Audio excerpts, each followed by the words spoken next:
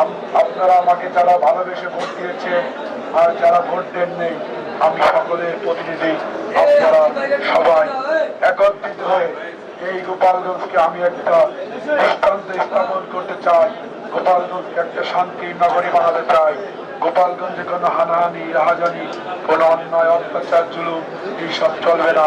তাই আপনারা যারা আমার সমর্থক, যারা আমাকে ভালোবেসে ভোট দিয়েছেন, যারা ধানের শীষকে ভালোবেসে ভোট দিয়েছেন, যারা তারেক রহমানকে ভালোবাসেন, তারা একটু ধৈর্য ধারণ করবেন। গোপালগঞ্জের যেন কেউ কমপ্লেন না করতে পারে যে এই বিএনপি বিজয়ের পর গোপালগঞ্জে কারো উপর আক্রমণ হয়েছে, কেউ কষ্ট পেয়েছে, এমন কোন নজির আপনারা দেখাবেন না। আপনারা সবাই ধৈর্য ধারণ করবেন, আপনারা সবাই শান্ত থাকবেন। শান্ত থেকে আপনাদের যে যা যা করা দরকার, আপনাদের আমাদের এই দলকে প্রতিষ্ঠিত করার জন্য যা যা করা দরকার, আমরা সবাই মিলে একত্রে কাঁধে কাঁধ মিলিয়ে আমরা একসাথে কাজ করতে চাই।